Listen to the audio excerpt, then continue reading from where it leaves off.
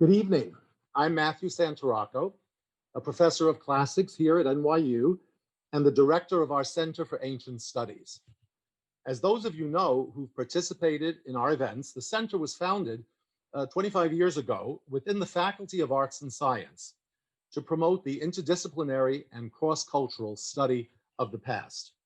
We do this by encouraging faculty and students in a variety of arts and science departments and programs, as well as in other schools and institutes of the university, to collaborate with one another through curriculum, research programs, occasional publications, and international study grants for undergraduate and graduate students. We also reach out to the larger scholarly community and to the general public. Thus, the Aquila Theater is company in residence at the center. In addition, we have sponsored through the Faculty Resource Network summer and winter seminars that bring together faculty from colleges throughout the country to study aspects of the ancient world.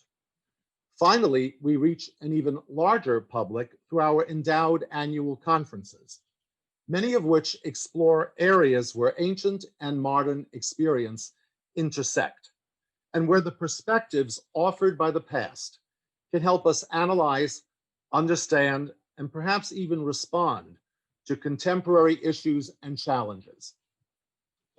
We're certainly at a challenging moment right now. When the pandemic suddenly necessitated a pivot last spring to online work, the programming of our center was interrupted. We have resumed it this semester, but in a virtual format. Thus, we are hosting this year a series of webinars that are organized around the general rubric, Topics for Challenging Times, Ancient Perspectives on Modern Issues. We inaugurated the series with a conversation between two distinguished scholars, a classicist and an American political scientist, on the topic of elections, ancient and modern. Our next event focused on a different topic, monuments and memory. As our history is being contested and monuments commemorating it are being either defended or defaced, a panel of art historians and archaeologists provided useful context from ancient Egypt, Greece, and Rome about what and who we choose to remember, about why and how we choose to forget. In a sense, this evening's panel takes that conversation forward by looking at the multidisciplinary field of ancient studies itself, and not what we are calling, for want of a better word, applied ancient studies. And we'll say a word about that in a moment. Next semester, we will continue our online programming by hosting a symposium on pandemics, ancient and modern, that will focus on the bioarchaeology of disease and public health, on historical and social implications of pandemics, and also on the role of plague in the artistic imagination from Homer onwards. We will also inaugurate a webinar series on emerging scholars, where we will showcase research that is being conducted by current graduate students who are addressing new topics or using new methodologies. And we also look forward to including in this series scholars from groups that have been or still are marginalized or underrepresented in our field and in the academy as a whole. If you're interested in attending any of these events, please check out our center's website.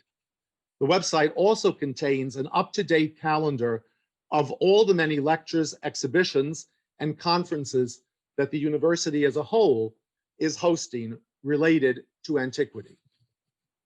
But now to focus on today's program.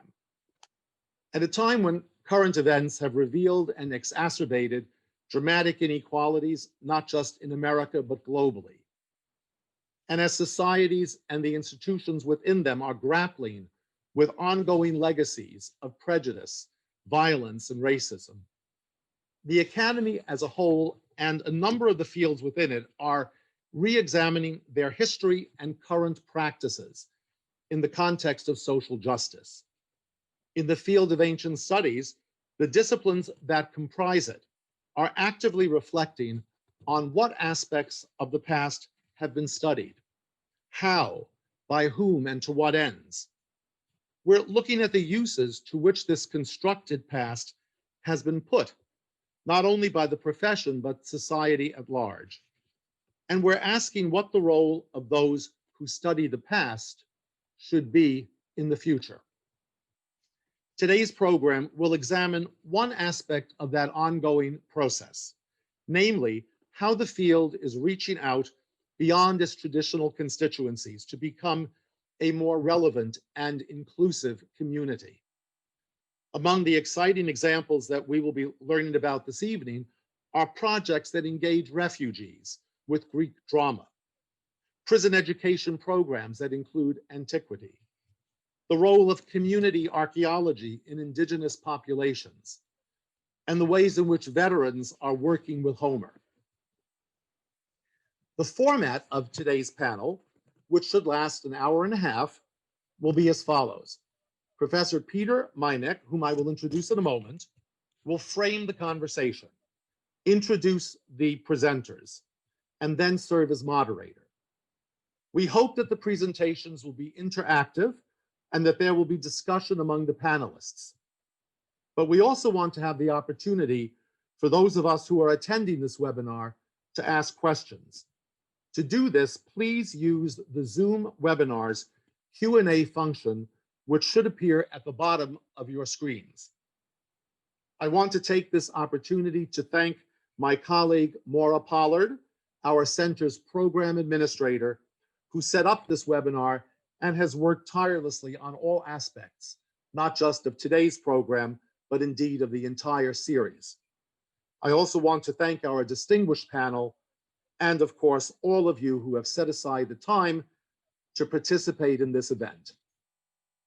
And now, let me start the proceedings by introducing Peter Meineck, who is Associate Professor of Classics in the Modern World, a chair that he holds here at New York University. He specializes in ancient performance, cognitive theory, Greek literature and culture, and humanistic public programming. He received his PhD in classics from Nottingham and his BA in ancient world studies from University College London. In addition to his work as a classicist, he has also worked extensively in the professional theater in New York and London, and founded Aquila Theater in 1991. His national public programs have earned a chairman's special award from the National Endowment for the Humanities, and have also received grants from the National Endowment for the Arts, the New York State Council on the Arts, the New York City Department of Cultural Affairs, as well as the Hayden, the Onassis, and the Mid-Atlantic Foundations, to name just a few. These programs include Ancient Greeks' Modern Lives, the Warrior Chorus, which you will hear more about this evening, and Shakespeare Leaders in Harlem. He has also directed and or produced over 50 classical plays that have toured extensively throughout North America and Europe, and that have played at venues as diverse as Lincoln Center, the Brooklyn Academy of Music, and Carnegie Hall in New York, but also the White House under both Presidents Bush and Obama.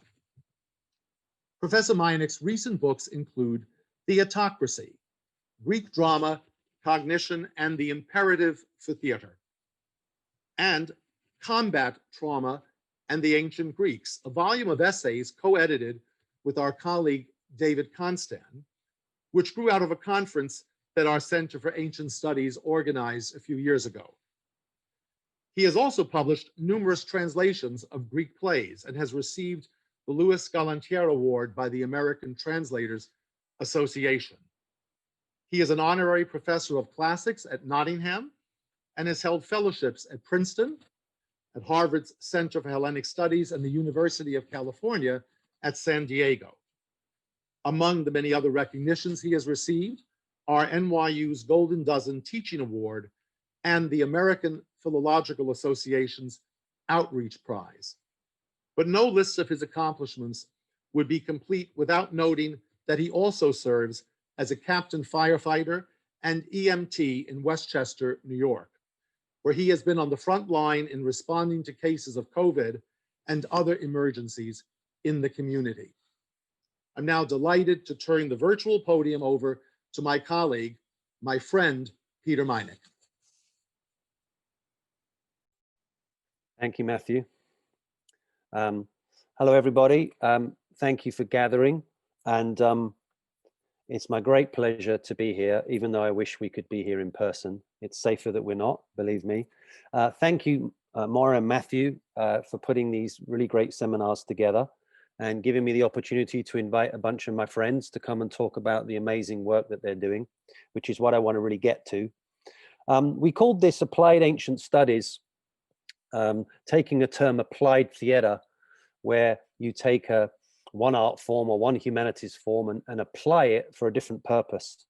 And we've been doing that for many years. Since I first met Matthew, I think it was in the late 90s at the Center for Hellenic Studies in DC, and I was having lunch, and Matthew heard about what we were doing with Aquila and said, why didn't you come to NYU and do that? And I thought about it for about a nanosecond, and we're still here doing it. So much of the outreach work, the applied work, whatever you want to call it, that we've been able to do has been through that relationship with the Center for Ancient Studies.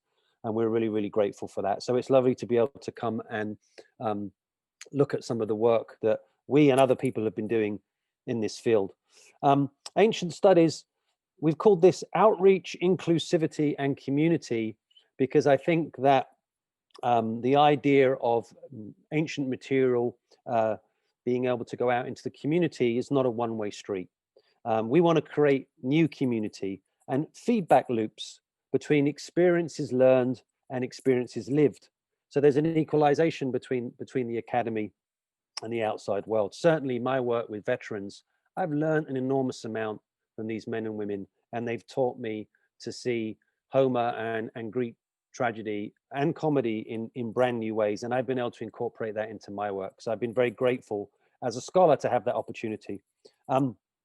The outreach for new knowledge to build communities that are inclusive. This material belongs to everybody. We're all thinking about broadening the canon, widening the idea of what ancient studies, what classics mean. And this is really what tonight is about, and thinking about these questions. And so as Matthew says, if you have questions as we go, type them up in the Q&A box as you think of them. And then what I'll do is I'm going to introduce everybody in one chunk, and then we're just going to bounce around the presenters. They're each going to speak for about 5 minutes on their program. So we'll hear from everybody first, and then we're going to open it up to questions. And I'll start off by asking a few questions to each of the panelists, and then I'll start taking your questions, and we can sort of get to the really rich part of tonight, which is sort of interrogating what we're all doing. And also, if any of you out there are also doing projects or thinking about things, we'd love to hear about them. So please let us know. So I'll open up with one of my go-to sources. When I was first trying to get money from the National Endowment for Humanities back in the 2000s to sort of justify an applied theatre program that was using ancient Greek drama to go out and work in public libraries, a breakthrough for me was the Italian philosopher Salvatore Settis, who has a lovely book called The Future of the Classical. And I know tonight we're talking more broadly than classical material, we're talking about ancient studies. But this is a nice quote that I think will frame this evening very well. Every era has invented a different idea of the classical or ancient studies to create its own identity. Thus, the classics does not concern only the past, it is also concerned with the present and a vision of the future. So hopefully tonight we can think about the present, the past, but also a vision of the future. So it's my pleasure now to just quickly introduce everybody and let you know these wonderful people who've gathered to speak to you tonight. Our first speaker is going to be Desiree Sanchez. She's the Executive Artistic Director of Aquila Theatre, a very busy director, most recently, and I can't read them all off because there's so many, 1984 on The Odyssey, A Midsummer Night's Dream and Frankenstein, Hamlet and Sense and Sensibility, Much Ado About Nothing, Our Trojan War, Romeo and Juliet, The Adventures of Sherlock Holmes and Philoctetes, The Tempest, Wuthering Heights, a female Philoctetes at BAM, Twelfth Night and Fahrenheit 451, The Taming of the Shrew, Cyrano, Heracles. And I note here several of these productions in Greece, at the Festival of the Aegean in Syros, at the Michael Kokianis Foundation in Athens, and back at Brooklyn Academy of Music again. So a wide range of classical material, including many that I know Desiree has adapted herself, and also many ancient works in there. Desiree also has a 20-year career as a professional ballet dancer, and now is working on sort of applying her thoughts about movement and empathy and theory of mind into some of the public programming that Aquila have been working on. And Desiree is going to be talking about Aquila Theatre's refugee and immigrant youth program called Hear Our Call, which was housed at NYU last year. So she's our first speaker. Our second speaker is my very good friend, Nancy Sorkin-Rabinowitz. And Nancy is Professor of Comparative Literature Emerita at Hamilton College. She received her doctorate from the University of Chicago.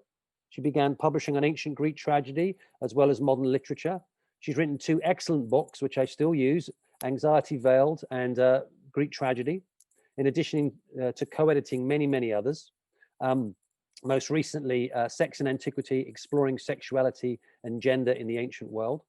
Rabinowitz has been an active member, or Nancy, I should say, has been an active member of the Hamilton Anita Prison Education Project, in which she teaches at Marcy Correctional Facility. She's presented her work teaching classics in prisons at conferences and in print. Nancy takes her inspiration from Odessa Jones's Medea project, Theatre for Incarcerated Women HIV Circle. She began teaching at Kirkland College and joined the Hamilton faculty in 1978. And Nancy's going to be talking to us about her work with incarcerated people. After Nancy, we have Pam Crabtree. Pam is a professor of anthropology at NYU, where she's taught since 1990. She received her BA in art history and economics from Barnard College in 1972, up the road, and her MA in 1975 and PhD in 1982 in anthropology from the University of Pennsylvania, down the road. Pam is an archaeologist who has excavated in Europe, the Middle East, and the US since 1971. She's the author of Early Medieval Britain, The Rebirth of Towns in the Post-Roman West, published by Cambridge in 2018, and co-editor of European Archaeology and Anthropology, Essays in Memory of Bernard Wales, University of Pennsylvania Press 2017. Her forthcoming monograph, Pam, you've been very busy, is Provisioning Ipswich, should be published later this year. So we look forward to that. And Pam's going to talk about her work with Indigenous peoples and her archaeology project. And after Pam, we have 3 presenters who are going to be presenting on the Florida Warrior Chorus project. One of those is Jessica Adler. Jessica's assistant professor of history at Florida International University. She researches and teaches about US health and social policy, war and society, and American political development. Her first book, Burdens of War, Creating the United States Veterans Health System, published by Johns Hopkins in 2017. And Jessica's work has appeared in peer-reviewed journals such as the American Journal of Public Health, the Journal of the History of Medicine and Allied Sciences, and she's composed book chapters for edited volumes on military and medical history.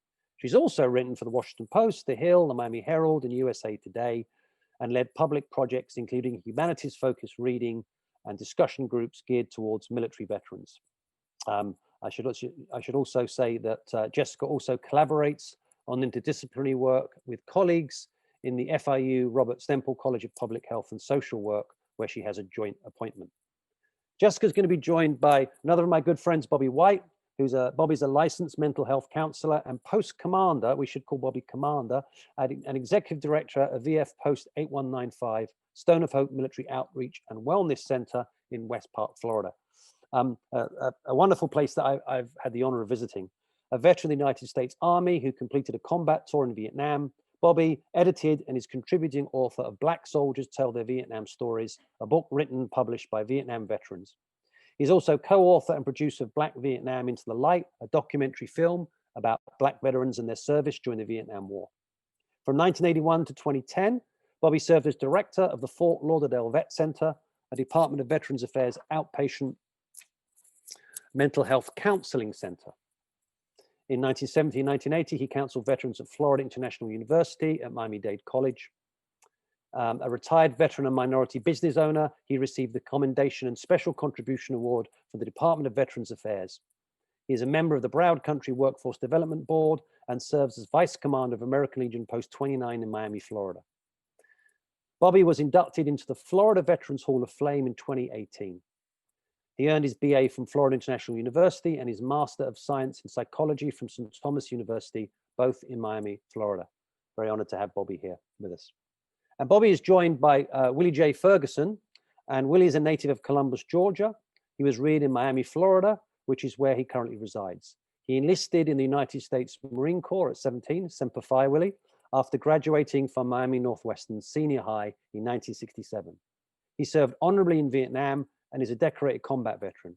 He is a retired elevator mechanic with 34 years of experience, a church deacon, usher, and male choir member at Glendale Baptist Church of Brownsville. And as a former Royal Marine myself, it's wonderful to have another Marine with us, keep me company tonight. So welcome, everybody. We're going to kick off with our, straight into it, with our first panelist, which is going to be Desiree, who's going to be talking about the Hear Our Call program. Hi, thank you, Peter, and Matthew for organizing this amazing event. I'll get right into it. Hear Our Call was an applied theater program aimed primarily at teens from immigrant and refugee families. The program took place the summer of 2019 at NYU and was taught by two Aquila artists, Jay Painter and Nicholas Hammond, me and our favorite classics professor, Peter Meineck.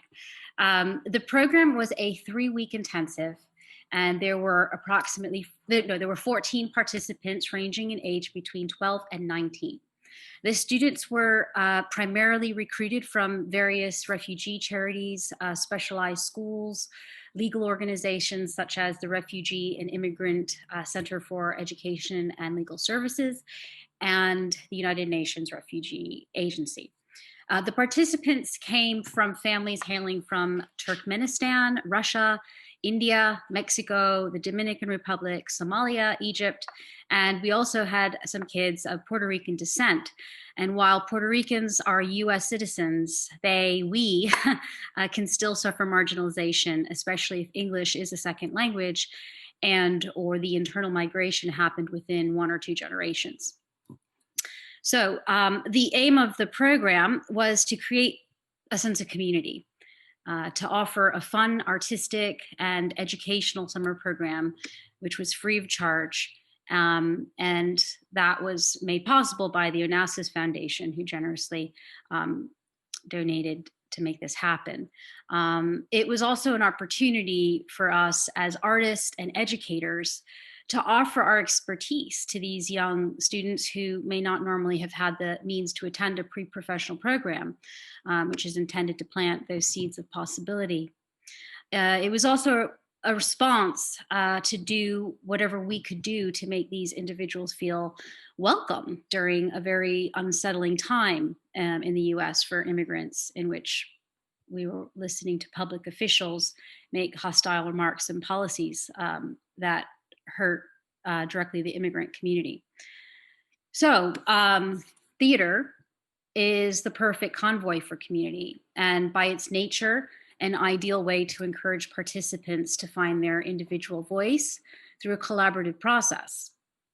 And centering the program around Aeschylus's Suppliant Women, it provided an opportunity to deal with many of the issues and themes surrounding the experiences of immigration and democracy's role in offering refuge. What made this summer theater program unique was the way it combined a theater training element with a humanities training element. While 70% of the program took place at a studio at Tisch, working on vocal and physical training theater work, which we incorporated warm-ups and mask work, lab band efforts, character analysis, improv, choral work. 30% of the time was spent at the classics department researching with Professor Meineck and examining the play from a dramaturgical perspective. This component allowed the students to see a whole different aspect of the university. The classics department proved the ideal location for the participants to read the play together, surrounded by books, maps, and artifacts of the ancient world. Whenever there was a question about the meaning of a word, Professor Meinig was right there, ready to look it up in ancient Greek with them, and then have an in-depth conversation with historical context to deepen their understanding of the play they would be performing. And these roundtable discussions were often where participants would, unprompted, begin to share their stories. One remarkable story was that of a participant who generously shared the relevance of the suppliant women to her own life. She had fled Turkmenistan at the age of 13 with her mother to escape a forced marriage that her father was planning.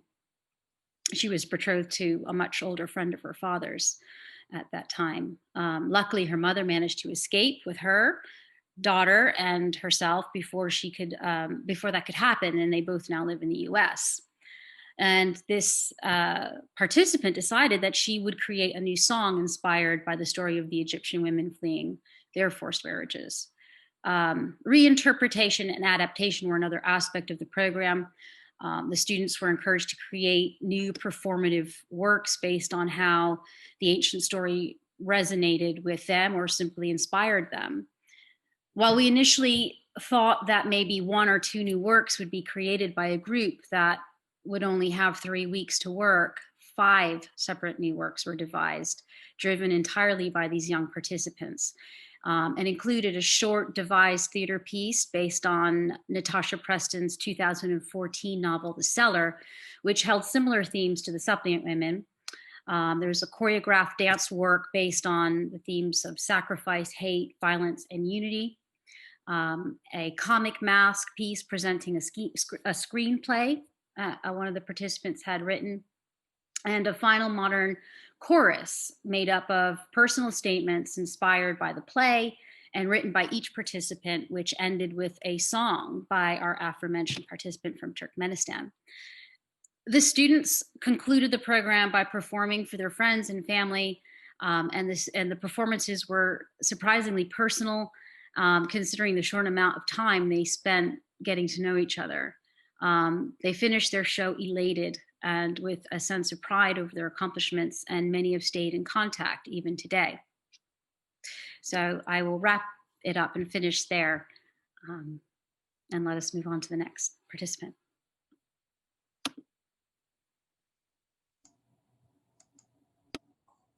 Thanks, Desiree. So I'm just, I can't, oh well. So I want to first start off by saying thank you. And I've already learned something that's useful for me in hearing Desiree, because I have a plan with Rodessa Jones for whenever we can meet again. Peter and Matthew, thanks so much for having me. And, you know, our paths have crossed always very beneficially for me in the past. And I'm sure this is no different. So how did I get involved in prison teaching? Well, first of all, I got involved in prison teaching from my classroom teaching. I was involved in a course that was dedicated to doing anti-racist work. And in preparing for that course, I became painfully aware of the so-called school to prison pipeline, which affects Black and Latin males more than, but some girls as well as being shown, and mass incarceration as well. So I wanted to do something about it. As Peter mentioned, my further inspiration was the Medea Project and the work of Rodessa Jones, which I taught in a tragedy course. Medea Project is a performance group made up of inmates, ex-offenders, and members of the multicultural arts community in San Francisco. And they held workshops in the county jail. And on the basis of those workshops and the writings of the women, they produced not only a version of Euripides' Medea, but several other performance pieces that took their inspiration from ancient myth. So the inspiration was the myth, but the writing was often the women's own stories of their connections, much like what Desiree is talking about. After meeting Jones and other prison activists, my Hamilton colleagues and I designed this program that you heard about. First, in those days, one of us would go in once a month, and it wasn't very consistent. But after working with Rodessa and seeing what she did with these women, I interned at, I don't know, on some sabbatical. I realized that it could get so much more if you worked intensively with people. So we began to develop more course-like visits, but it was still really what you could call a book group. The program is strictly volunteer and faculty organized. We're currently 3 female humanists and 1 male social scientist. All of us are white. The faculty generally teach every other week, but there's no obligation. You know, if the weather's crummy, I would probably kill myself to get to Hamilton class rather than miss it. But, you know, when it's dangerous out, we don't go, or at least I don't. At the facility, there's really no infrastructure compared to the way, you know, your courses are organized at your university. The librarian who facilitates our classes has a full-time job, and he does our gate clearances, because every time you go, you have to have your name on a piece of paper saying you're approved to go. And correspondingly, the men have to have a call out in order to get out of their dorm to go to class at the appointed hour. And there are serious obstacles. The books get lost. If they get to the librarian, will he get them to the students in time? Will the men have read them? Now, I know Hamilton students also don't always do their reading, but this is different. And then finally, the question of whether you will set the alarm off and you won't even get in that night. The incarcerated men in this program do not get college credit, which is both a problem and a blessing. Because it's not credit bearing, I can't assign papers unless I want to smuggle them out, which I did on one occasion. And one of the guys said that, aha, now I was one of them. But our classes are quite small from time to time in comparison to the courses where they get credit. And the men in the group explained that in a medium security facility, there's less interest in seeing the value in the time and more interest in just getting through it. Because the sentences are typically shorter than in maximum, and they're on their way maybe to a minimum security facility and then home. This class does not get you anything, but the blessing is the flip side. They are there for the love of learning. They look forward to our conversations. They say that the noise in the facility, you know, in the cells is intense and all the time. There's always noise. There's a community room with a TV. They don't get to choose the channel. So our class, which is typically very lively, is a place for real conversation. And they love having the books. And it is actually, for some of them, the only quiet place to think, and they don't participate. They just enjoy the fact that they don't have to be assaulted with noise. At first, I taught texts that I thought would be relevant, like Camus' The Stranger. And I was very eager to discuss modern problems like racism. So I didn't start with tragedy. In fact, I was pretty defensive about the classics. I've had current Hamilton students of color say that their parents ask, why are you taking tragedy? And why do they find this material relevant? Why don't they study their own classics? As is commonly noticed these days, as Matthew pointed out, the study of classical languages was for many years a gatekeeper, providing advancement for middle and upper class men, keeping people of color and women out. The field is trying to change this series, and various grants show that we are trying to change. But that raises questions. Are we using prison teaching to improve our reputation, or to feel good about ourselves? Is teaching canonical material a continuation of the colonialist project by privileging the high culture material that excuse me, undereducated and marginalized individuals have often been denied? So my answer is no, obviously, or at least it is not simply colonialist. I would say that it is not essential to teach the Greek and Roman classics, but by the same token, there is no reason not to. Not because they're universal, a word I've come to hate, but because they raise important questions. There is no doubt, and others who teach classics in prison would say the same. Our incarcerated students do respond, they connect to the ancient material. Usually I teach tragedy, and the men engage, especially around issues of masculinity. They had a lot to say about Jason and Agamemnon, not too complimentary, and honor. They also responded to the Socratic ideal of the examined life with enthusiasm. And even though I would say that, you know, if you work 3 jobs, how can you really live the examined life? Isn't this elitist, classist? They actually said that a truly rehabilitative prison system could provide a space for the examined life. Because there are no grades and no credit, I feel that we do have the privilege of experiencing the ideal Socratic class. But there's a lot to discuss here, and I look forward to talking with you all after we get finished with our presentation. So thank you for your attention. Good night.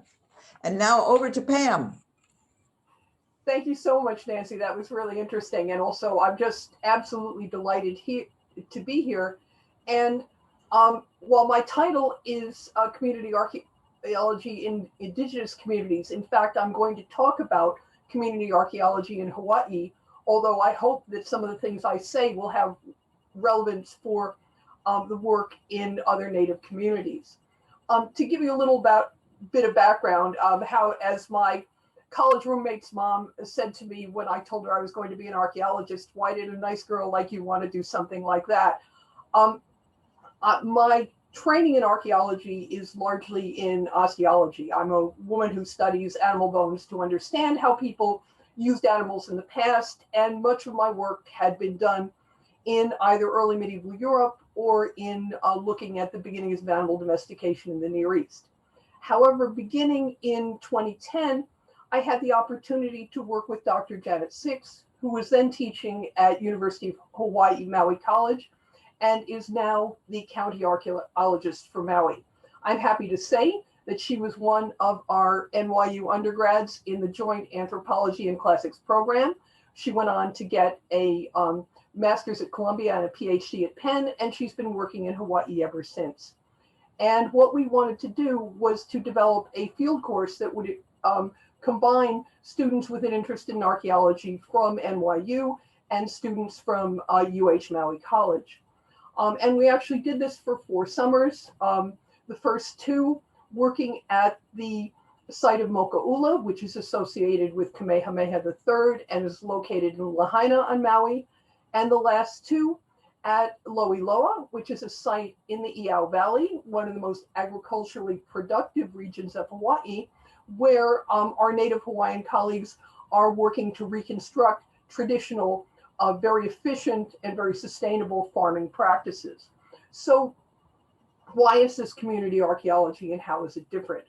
One of the first things that when we began at Moku'ula, some of our Native Hawaiian cultural practitioners gave us basic training in Hawaiian history, Hawaiian culture, and they taught us to use the appropriate cultural protocols when we were excavating.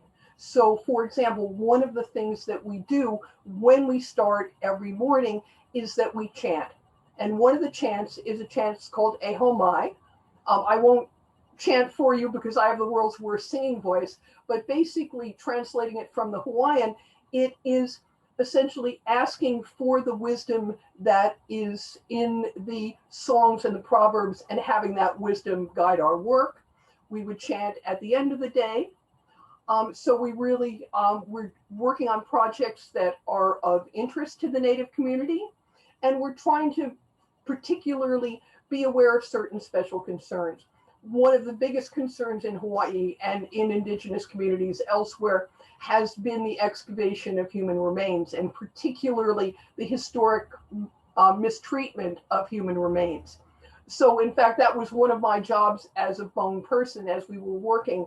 If we found something and someone had a bone, I could say, oh, that's a cow, not to worry. Or had we found any human skeletal remains, we would have notified burial councils and other appropriate people, because at Moku'ula, some human remains had been found in the past.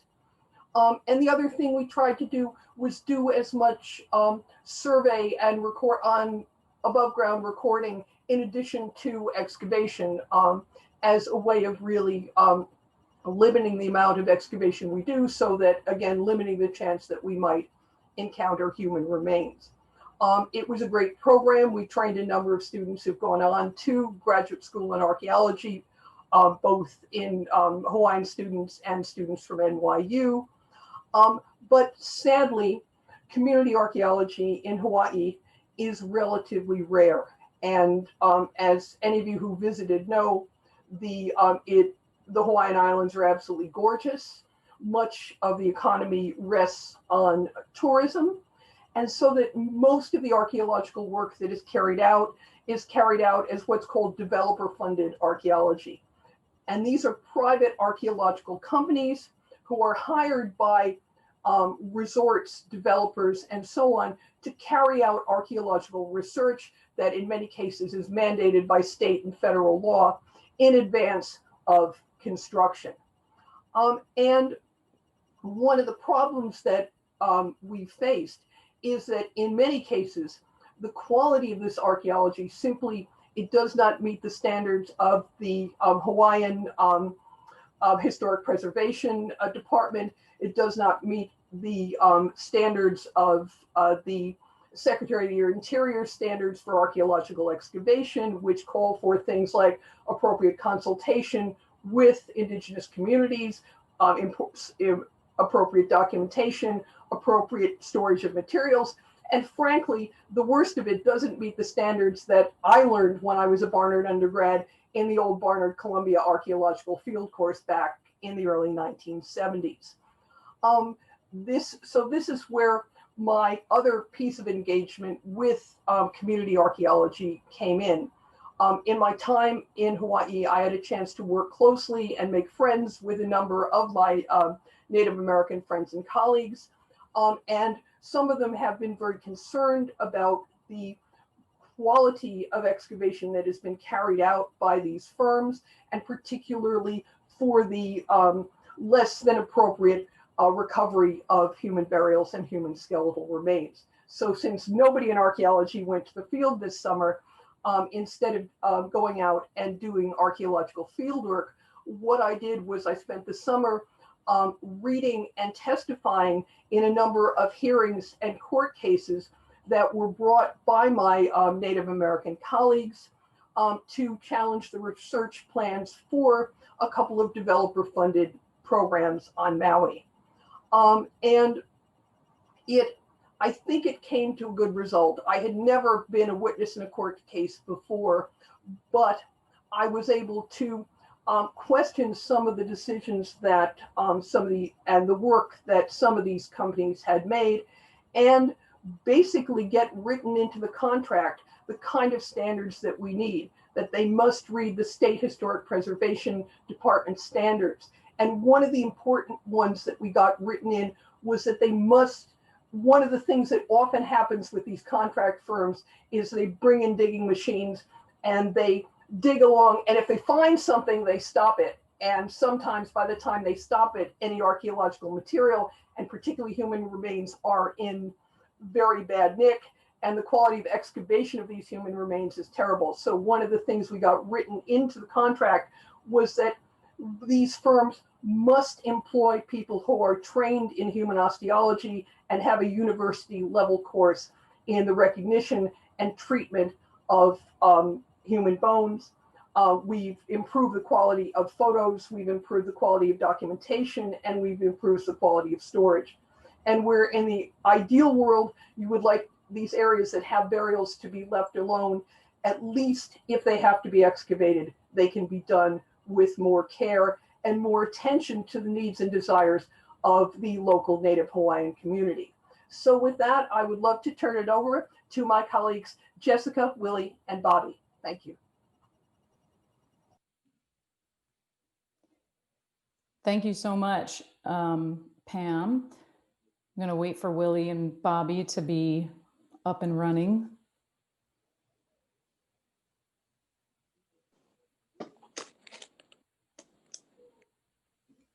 Okay, Jessica, I'm in. Hey, Willie.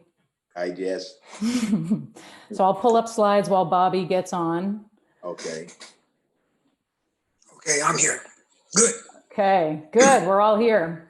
So first, let me just start the show. We're just going to share a few slides that contain some pictures of our program, just to give everyone an idea of what it looked like. But first, I want to thank the New York University Center for Ancient Studies for hosting us. It is a real pleasure to be here with you. I know for those many people out there, you took an evening to spend hearing about these projects, and we're grateful for your time. It's really inspiring to hear about all of these projects, and also the words of both Matthew and Peter at the outset. The questions of Nancy I thought were very intriguing, but that thought that Matthew and Peter both alluded to about the necessity for programs like these to be a two-way street where academic and public knowledge build upon one another. There's not a kind of feeding in. It's a building, it's a project between universities and communities, ideally.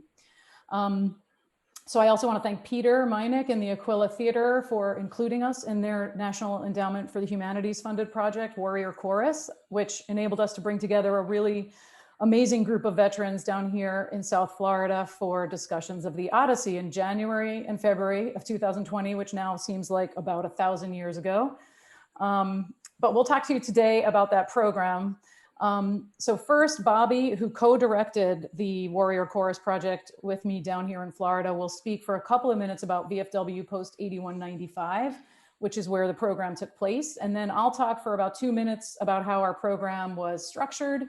And finally, Willie Ferguson will talk for a couple of minutes from the perspective of someone who participated in the program. So I'm going to pull up Bobby's slide now and just note that I first learned about VFW Post 8195 from a person who gave me a copy of the book that was referenced in Bobby's intro, and that you see pictured in the middle of the slide here. It was edited by Bobby. It features oral histories of Mr. Ferguson, among others. And I think Bobby and Willie will talk more about the book maybe and about the post. But I just want to note that even though I only met Bobby in person over the last couple of years, I feel like I've known him a lot longer, because you can also see that article in the upper left-hand corner of your screen. I do historical research on the history of medical care, and Bobby is sort of a living legend. This article is about his work in the Veterans Administration outpatient counseling centers in the 1980s. So Bobby has been advocating for veterans for more than 40 years, since soon after he returned from serving in Vietnam, and he comes by the work he does now, honestly. The post that he's representing and that Willie's representing is a small showcase of US history. So with that, I'm going to turn it to you, Bobby, to tell the group a bit about the work of Post 8195 and how it relates to the Odyssey program. Thank you. Thank you. First of all, let me thank Peter for flying to Fort Lauderdale and then coming to our program. Now, my mic sounds echoey. I don't know how it sounds on your end, but I'm getting an echo. You sound okay to me. Sound okay? Okay, good.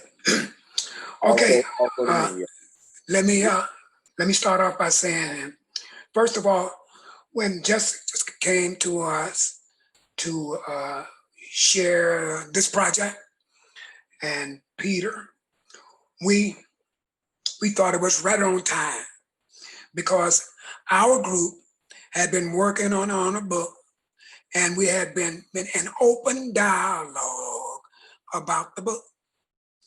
And that put us in an excellent position to read this book, Homer Odyssey. We wanted to know how those warriors back in the day dealt with PTSD. We wanted to know more about their reactions of coming home with PTSD. We didn't know. We only knew what we were experiencing. So it was open dialogue, very interesting, and a very dynamic group.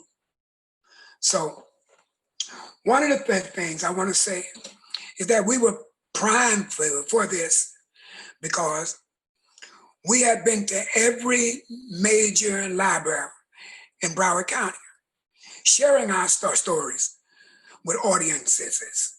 So when we started getting into the various topics of the Odyssey, it was dynamic. Now, VFW Post 818195 been around for 40 years. In our program, we offered a lot of special kind of activity. One of the things that we offer was this support group. This support group was prime for this opportunity because our guy had a chance to put in perspective their stories. So when we was going through the chapter with Jessica, we saw that it was coming together. When I say coming together, we were relating to the Odyssey, the Greek wars, and how those soldiers were thinking. But one of the things that we was concerned about, they didn't have counselors back there during time. They didn't have group sessions. So we wondered, how did they process this? Because a lot of Vietnam veterans, when they came back, they got on drugs. They had a lot of anxiety. They had flashbacks, nightmares, PTSD, all the PTSD characteristics. So it was a little different for us to try to put it all together. But that was the beauty of it. The beauty came when we related to that time back to our time, and it sort of came together. Now, Willie, I'm gonna let Willie jump in because Willie was a very dynamic speaker, and he related a lot of this energy to the Bible. And the Bible was 2,000 years ago. So we was like excited about this. And I was really getting into it. And I know all the members of the group were getting into it. So the history is so important for us to understand it, understand how it processes. So it worked out very well for us. Willie, I'll let you speak on it. Well, I just say good evening. Yeah, I really found enjoyment in reading this book. Now, this book was given to me, and it took me 2 months to pick it up and read it because when I first was offered the book, I looked at the thickness of it. I don't read books this thick. I hadn't read a book this thick since 1969. But when deadline came down, I had to get into the book. I found it to be an interesting book, a book that I love because it was a book dealing with war and warriors, guys who had and it's amazing that the relationship, though they fought with spears and swords and they had ships, we fought with guns, but it was not so much that, it was that they was human beings and they dealt with some of the same things. So, and you spoke on it, they had some of the same traumas that we had to deal with. And I think that's what got me into the book so much. And yes, when reading this book, there was some things talking about Hades. Well, I said, wait a minute. I said, the Bible talks about Hades. There were some cities, they worship many gods. When I looked at Paul's journey in the Bible, Paul went through places like this, Athens, and and I said, hey, wait a minute. So it was a relationship there. It has to, in other words, I was looking at some things from a biblical perspective. But most of all, I had not put the book down when I was offered the opportunity to be in this group. And I'm excited about what we're going to do. I'm waiting to still see what we're going to do, and I'm all in. Okay. Well, one of the things, Willie, we was hoping that we could have made a presentation to the community because our group was ready for it, but that didn't happen. So yeah, I was going to just briefly note, and we can talk more if people have in the Q&A questions about the structure of the program, but just to say that the program structure was generally conceptualized by Peter, who was the head of the Warrior Chorus Project. And the idea was that it consisted really of two elements. You can see 6 discussion meetings where veterans like Willie and Bobby and others came together to do what was basically supposed to be a kind of training for a public program. Like I said, our program took place in January and February. We had drafted our public program, which was going to consist of reading excerpts from the Odyssey and having people share their stories and how they related to those excerpts.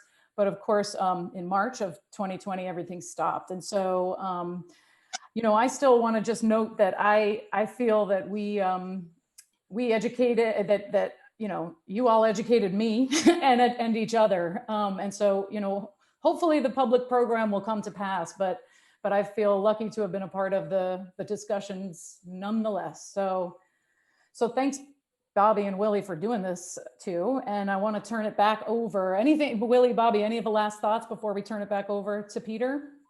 No, I just want to thank the panel. So Thank do you I. very much. Yes. Yep.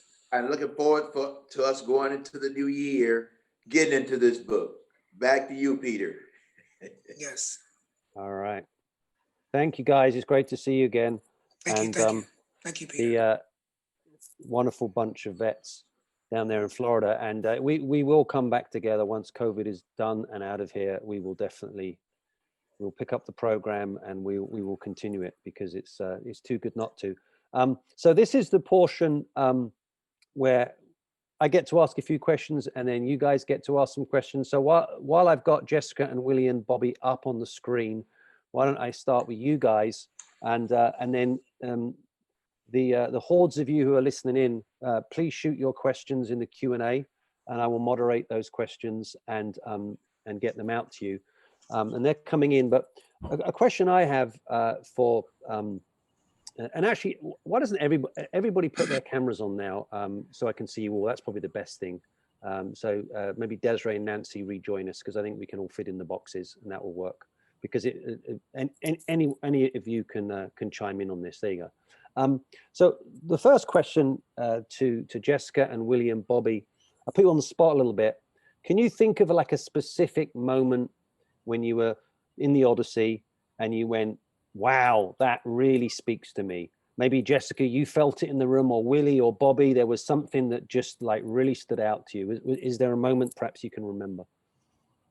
Well, let me say that.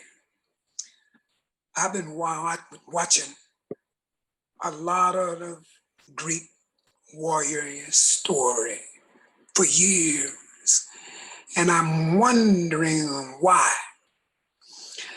I feel as though there may be some reincarnation of this experience, because I felt like the artist put me back into that time. Now, I don't know what that is saying, but it did do that. So yeah, I'll add to what Bobby said and just note, we tried to organize the program. Bobby and I were sure to put together a reading list beforehand so everybody knew what they were getting into. And each week had a topic or a theme. And so the week 2 was about leadership and heroism. And so, that's the part where we picked up at book 9 of the Odyssey when Odysseus and his men encounter the Cyclops. And for me, I'm not an expert in ancient studies at all. And I still think even if you were an expert in ancient studies, this would have been an enlightening session. I mean, we had participants kind of drawing parallels between the men's perceptions of the Cyclops with perceptions of enemies, perceptions of people who were from Vietnam. And this idea that people go in recklessly to battle and have little understanding of who they're dealing with. We had really interesting conversations around Elpenor, people sharing their stories about coming home and visiting the families of friends and comrades that they'd lost.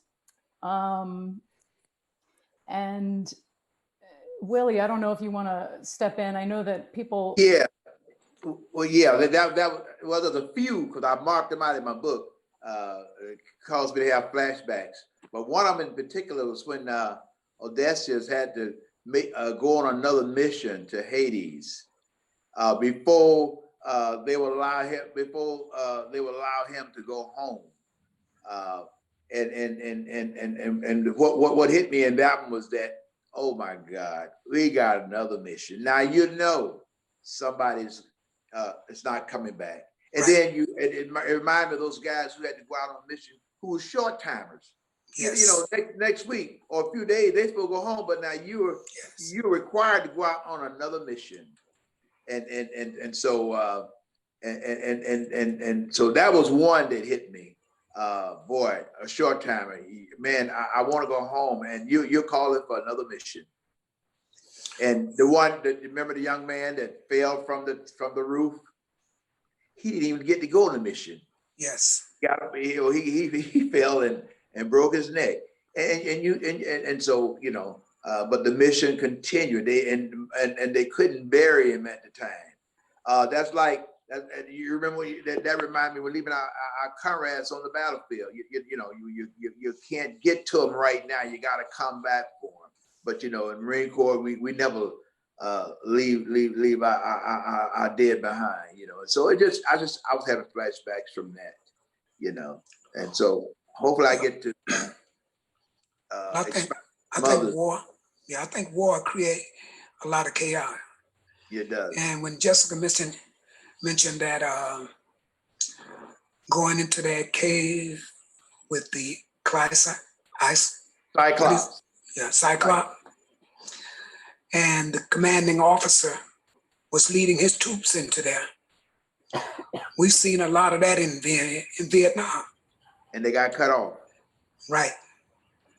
So that's a pattern of war. Those kind of things happen in war.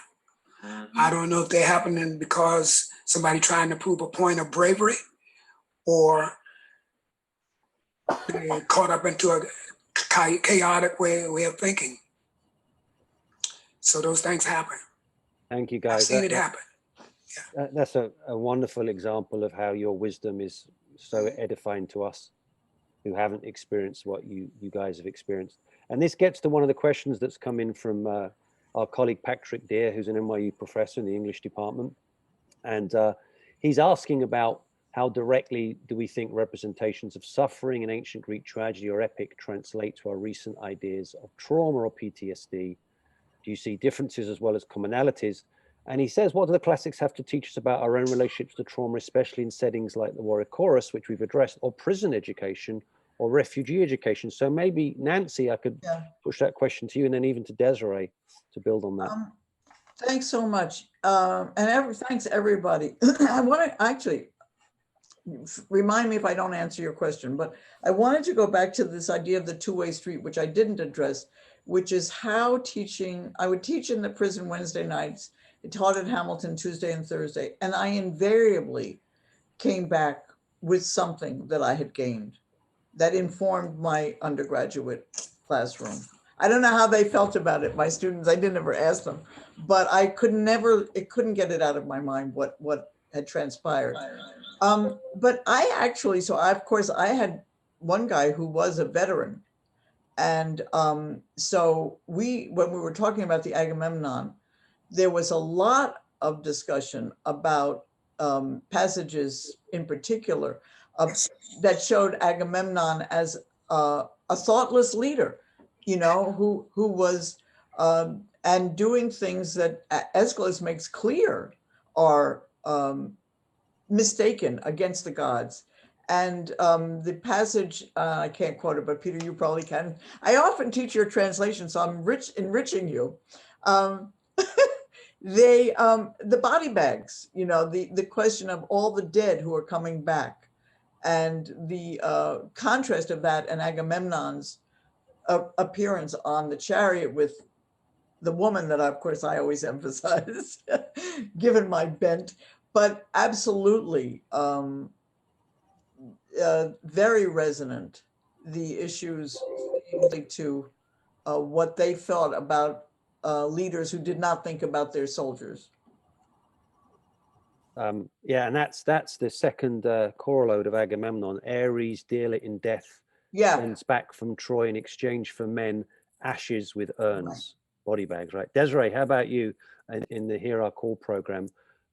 When did you see a relationship between you know, trauma and perhaps what these teens had experienced?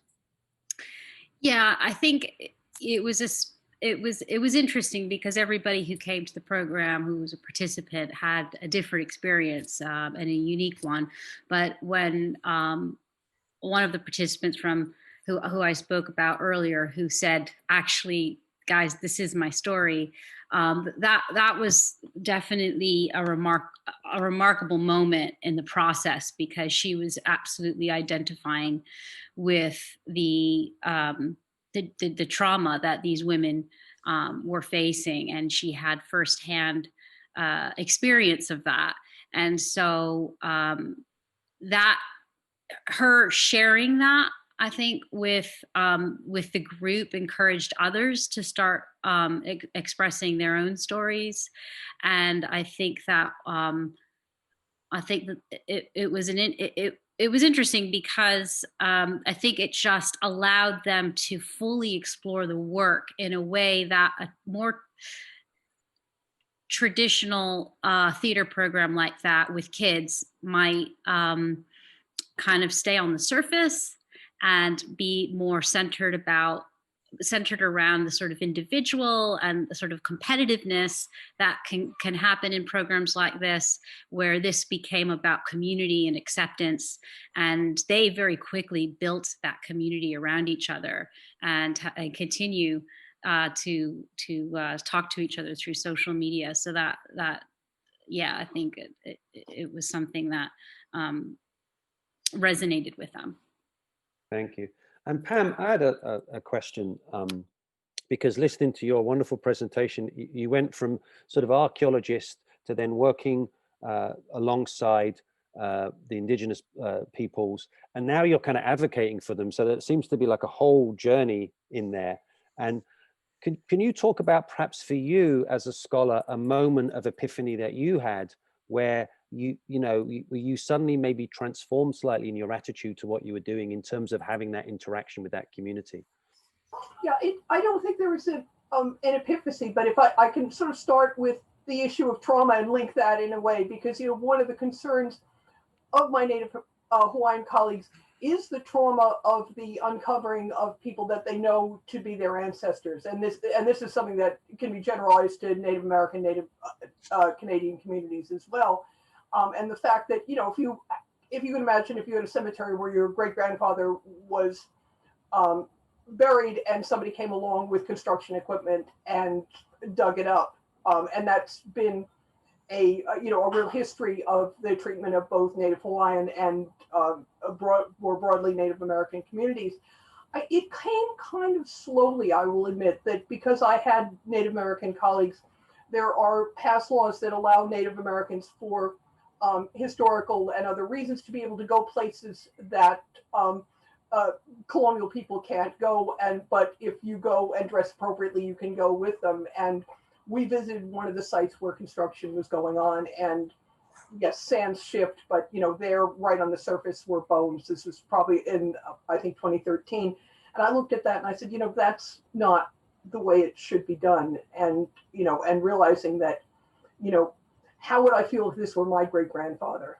And so I think that was the beginning. And then, there were a number of years when I couldn't do a lot in Hawaii just because in 2013, I got a grant to start working in Turkey, and I've been doing that since. But this summer, it came together really well. I realized this is something I can do that can be helpful. I can be a witness. I can talk about what should be done, and I can help at least transform the process a bit. But it was really seeing, in 2013, as we went to an area where construction was going on, where we knew there were burials, and just seeing, a piece of what looked to be human bone lying there. I mean, that's just inappropriate, and frankly, really illegal. I mean, that you have to, because of the legislation that was passed back in 1990, the NAGPRA, which is Native Americans Protection, Graves Protection and Repatriation, which also applies to Native Hawaiians. There are protocols that must be followed, and in many cases, these have not been really appropriately addressed. Thank you. Yes, that's really profound. Here's a question that's come in that any of you can tackle this one. Have any of the panel found the language element of classics to be a challenge in making the text accessible for those without a university level education in that area? Who wants to grab that one? Well, yes. I think that's why I like your translations. It's very, one of the first times I taught the Agamemnon, we got into a fight. The two men in the group almost got into a fight. Now, again, it was not the most difficult passage, but it was about the pronunciation of the word monarch. And the first guy who'd been in forever, and he was really older and he'd just gotten off of drugs. So he said monarch, and another gentleman in the group corrected him, monarch. And he said it again. He said monarch, and he said monarch. And they got up and they were going to have a fight. So this, of course, I was not prepared at Hamilton College or the University of Chicago for what to do when there's a fight that emerges about pronunciation.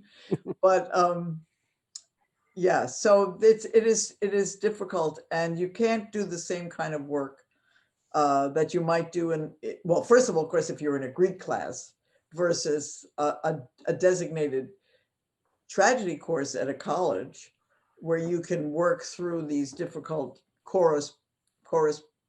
You go. I found that I went more for theme and character, and the relationships. I mean, for the men that I was working with, the relationships between men and women were really riveting. Jason's just a knucklehead. Yeah, thank you. I can add a little bit to that. I would say that the language of the pieces, one way we got around that was that we encouraged the kids to take the parts of the chorus that they were going to perform and rewrite them in their own words. And through that process, around those round tables, that's when they started to say, well, what does this word mean? And that was such an amazing opportunity, because when you ask a question like that, then it's like a whole nother story unfolds. So now we're having a conversation about, well, Io and what that means, and what are they trying to say, and how they're trying to say, hey, you're actually related to us. And I thought that became such a strength, that the language was difficult, because it made them ask questions and uncover a lot more. Thank you. Great point. So I see one of our participants has raised their hand. I don't know how to deal with that. if you could put your question in the chat box, then I can see you and I can get your question to everybody. So I'm just going to say that. Here's a question specifically for Willie and Bobby. Did the idea of fate come up in reading the Odyssey? I wonder if questions came up about whether your fellow soldiers felt like their fate was in their own hands or already decided for them. No, all the time. Most of the guys felt like the fate was in their hands. It was a matter of, to me, it was a matter of trying to get back home, trying to your comrade. Most of the guys felt like if they looked out for each other, their chances of getting back home would be a lot better. Now, Willie, you might want to respond to that.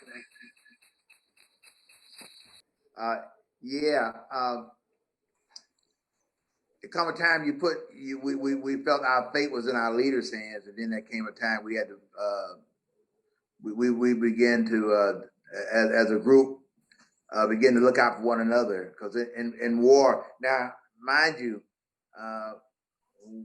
it was amazing that during the time that the Vietnam era, we were going through some changes at home. Segregation, racism, and then we was asked to go off the war, or made to go off the war and fight in a foreign country. Now we're on foreign soil. So you're fighting within, you're fighting without. But I had to learn that when you're overseas, in a foreign country, now you got to.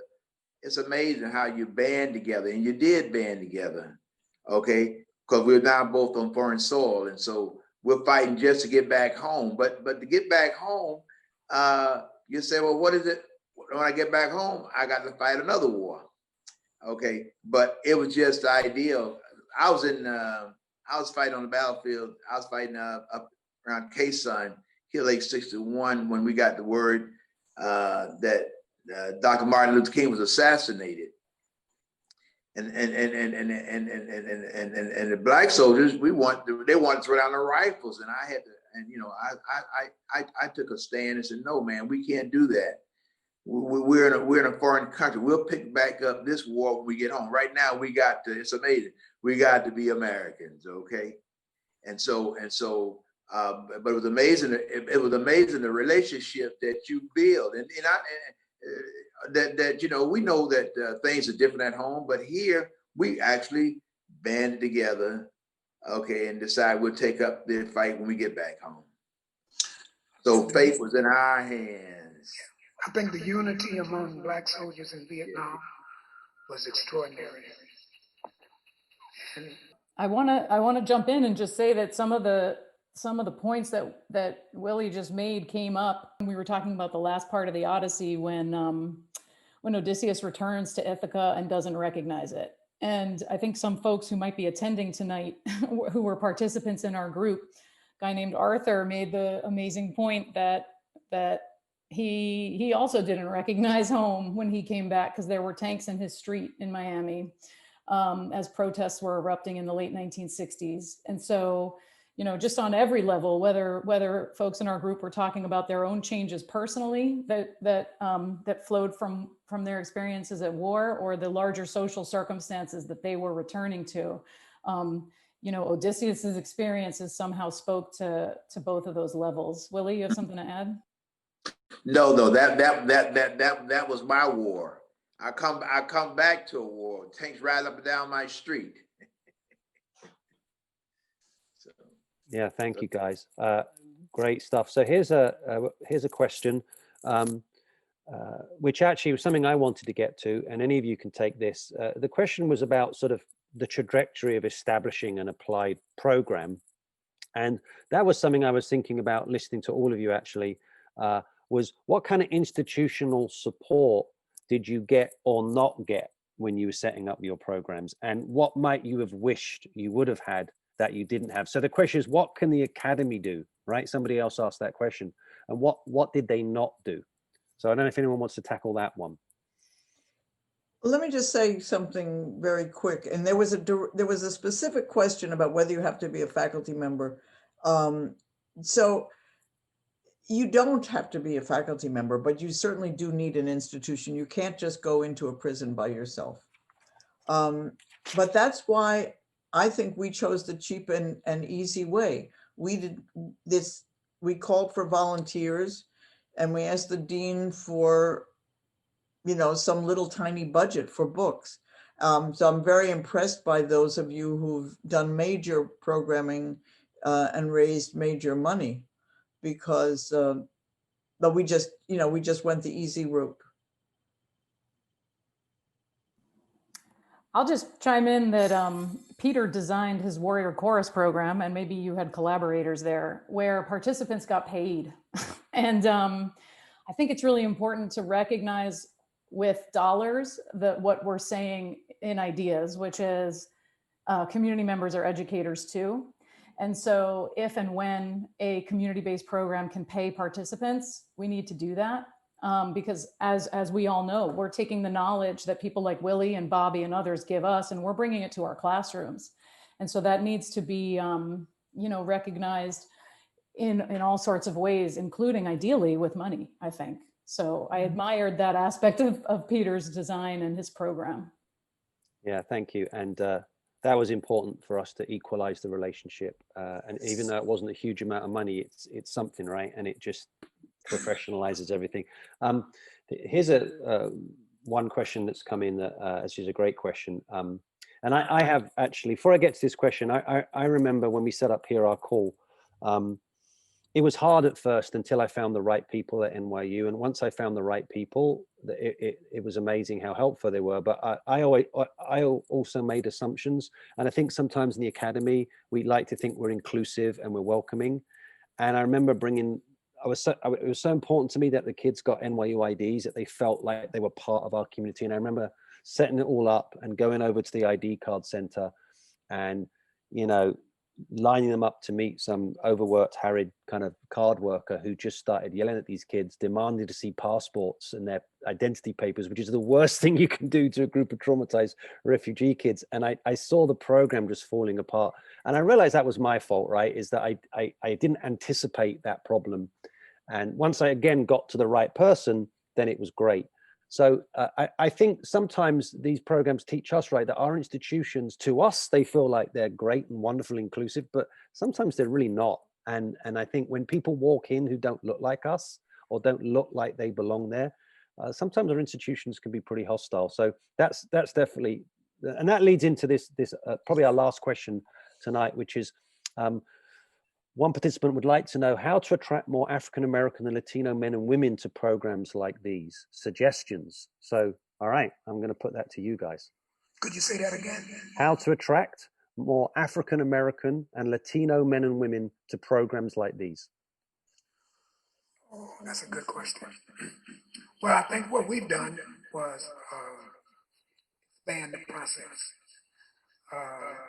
Peter, you came to an African-American VFW. We've been 95% African-American, but we belong to the national VFW order, all the VFWs in the country. And I want to say this to you. Right about maybe a couple of miles down the street from us was a predominantly white VFW. And they got a little older and they closed their VFW. But they gave all their wealth and all their older members to our post. They didn't have to give it to us. They could have gave it to another white post. They gave it to a predominantly black post because they saw that what we were doing was the right thing to help veterans. So I think that's happening. When you have an organization like an African American organization and you come to them and you suggest a program like what we're doing, you'll find that within that system, there are a few people that are interested in their culture. There are quite a few people that are interested in growing their program and their projects. And that's what it was when you came to us. I didn't know you. You flew right down here to West Park, sat in my office, and then you start talking. And then once we started talking, we was on the same page. we were doing exactly where we wanted to be. I mean, this was ideal for us, and we like it. We was hoping that we could continue it because it awakened the mentality, the spirit of our system. We're doing some wonderful things in COVID-19 right now. And it's a lot going on underneath COVID-19. But our African American veteran community is still reaching out to our families, our youth, still trying to provide wellness to our veterans who need it, still trying to be a part of this intellectual process that's going on now. We partner with Nova University, Florida International University, St. Thomas University, and NYU University. So we reached out to them and they reached back. All of those different universities, they funded us. We became a part of their system. They studied us. We did a study with Marine veterans with Nova University. We're doing this project with FIU and NYU. So we love this process because it's bringing the education to the community. You know, this has affected 500 members. What you doing? We send this whole thing out to all of our members, and we invited as many as possible, but they know what we're doing to help our veteran community. So I love it, and I thank you. Peter, you're muted. Yeah, thank you, Bobby, and thank you for Jessica for putting me together with you guys. Anyone else want to tackle that question? It's our last question of the day: is how do we attract more people of color into our programs? I'll take a quick go. I mean, one of the issues in archaeology, there's a paper out there on the internet called Archaeology So White, and it is not a profession that's diverse. And in fact, when I came in, I was diversity just by being a woman, even though, you know, I'm not a Native American, Native Hawaiian, African American, Latino. You know, I'm a white Anglo-Saxon Protestant. And one of the things, I'm a member of the Society of Black Archaeologists, and one of the things that I think has to be done and that people are working very hard to do is get field opportunities for students at the high school and the college level, because I think, you know, one of the ways we capture people early is to get them some hands-on experience. And that's one of the reasons I love doing field school, because you really can, even students who do not go on to be archaeologists get an appreciation for what we do and so on. And there are some field schools that are working to attract students from underrepresented minorities. And it's, you know, we really need to make the profession be much more representative of the country as a whole. And it's really getting the kids at the high school and the college level. And they're in programs that are working with kids from the grade school levels onward. Thank you, Pam. Well, it's we've run over our time, and we're going to go into NYU overtime for this webinar, which would be funny, but they'd be mad at me, so I shouldn't do that. But thank you so much, everybody. Thank you for everybody who came to our Zoom webinar. I know these things are kind of weird, right, and disconnected, but one advantage is we can connect with the guys from Florida, although we would have flown you guys here, right? It would be just great to see you again next time, right? It's we're going to do all that, but hopefully we've inspired some of you as well to think about your own projects and your own thoughts and ideas. Please keep in contact with us and everything that we do. And if you have any follow-up questions, my email is pm57@nyu.edu, and I can certainly forward anything on to any of the other participants here. But thank you, Jessica and Willie and Bobby and Pam and Nancy and Desiree, and thank you everybody for coming tonight. And thank you again for organizing it. Really, it was a lot of fun. Pleasure to be here. Thank you. Thank you. Bye, everybody. Bye-bye.